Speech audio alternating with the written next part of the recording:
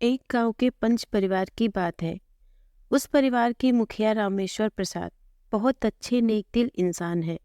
उन्हें कोई भी गलत बात करे तो वो सहन नहीं कर सकते हैं। उनके परिवार में उनके 3 बेटे और 1 बेटी है। वो घर में जो बात कर दे तो पत्थर की लकीर मानी जाती है। उनका गांव में भी मान सम्मान है। समाज में उनकी बहुत इज्जत है। उनकी बेटी का ब्याह भी हो गया है। तीनों बेटों की शादी भी अच्छे घरानों में हो गई।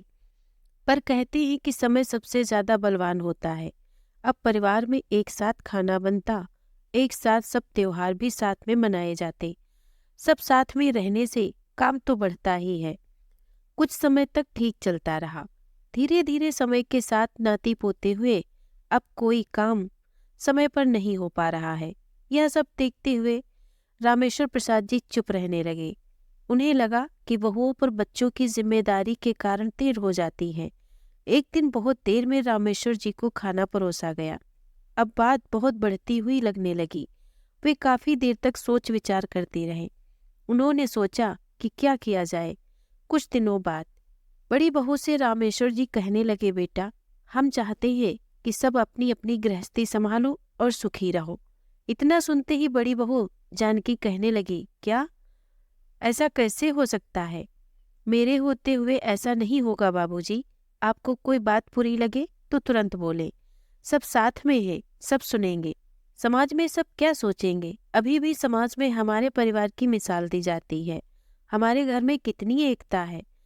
मैंने इस परिवार को सदैव ही जोड़कर रखने की कोशिश की है। बहू, किसी को कुछ गलत नहीं कह रहा हूँ। इतना सुनते ही दूसरी और तीसरी बहू भी अपने अपने कमरे से निकल आई। आज मौसम भी भारी हो रहा है। ऐसा लग रहा है कि भारी चेतावनी दे रहा हो। बादल जोर शोर से गरज रहे हैं। अभी बड़े पुत्र राजन को बुलाया और कहा, दोनों भाइयों को भी बुला लो, कुछ बात करनी है। इतने में तेज तेज बारिश भी होने लगी।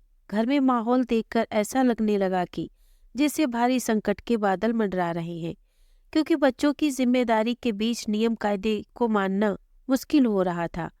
अब क्या? दोनों भाई और उनकी पत्नी भी सब बैठे। फिर रामेश्वर प्रसाद जी ने कहा, तुम्हारा अपना अपना काम है तो गृहस्थी भी अलग अलग कर लो, मेरे जीते जी, ताकि कभी मुसीबत आए तो एकजुट हो जाओ, मन में कोई मैल न रहे। इस तरह बाबूजी का कहना था कि दोनों भाई एकदम से राजी हो गए। तभी बड़े ने कहा, तुम लोग इसी दिन का इंतजार कर रहे थे क्या? दोनों भाइयों ने कहा कि अपना कमाते हैं तो जोड़े भी नहीं क्या? उनकी पत्नियों ने भी सुर में सुर मिलाया, कहा कि इसमें कोई बुराई नहीं है। बाबूजी सही कह रहे हैं। कम से कम उनका काम भी समय पर हुआ करेगा। जिसके साथ रहेंगे वो उनके समय के अनुसार उनका ख्याल रखेगा। अब तो रामेश्वर प्रसाद जी के पैरों तले जमीन खिसकने का आभास हुआ। उनको लगने लगा, मैं भी कितनी बड़ी गलतफहमी में जी रहा था कि मेरे परिवार में कितनी एकता है। अब तो उन्होंने ठान लिया था कि परिवार को बिखरने नहीं देंगे, चाहे जितने भी आंधी तूफान क्यों न आ जाए। तीनों बेटों से पूछा कि हवेली 3 हिस्सों में कर दूं, ठीक रहेगा? तुम लोग क्या चाहते हो बताओ? तुम लोगों के पास तो अपना अपना काम है ही। इतना सुनते ही बड़ी बहू बेटा कहने लगे कि हवेली नहीं बटेगी। अगर बटेगी तो हम लोगों में तेरे मेरे की भावना आने लगेगी। फिर दोनों भाइयों को भी एहसास होने लगा कि हम में अभी भी अपनापन है। यदि घर बट गए तो कहीं मन भी न बट जाए।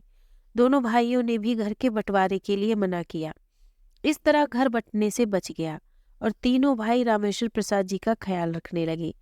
आज रामेश्वर प्रसाद जी को लगने लगा कि यदि आदमी औरतों के कहने में न चले, साथ ही जिम्मेदारी को निभाने की कोशिश करे, तो परिवार में एकता बनी रह सकती है। इस तरह आज बड़ी बहू रामेश्वर जी का और अच्छे से खाने पीने से लेकर छोटे बड़े सभी कामों को सही समय पर करने लगी, क्योंकि उसके दोनों बेटे बड़े हो गए थे। इस तरह उन्होंने परिवार को बिखरने से बचा लिया और इनमें एकता और अपनापन भी बना रहा। परिवार में बड़े बुजुर्ग हो तो उनका सम्मान किया जाना चाहिए, क्योंकि वो ही परिवार जोड़कर रख सकते हैं।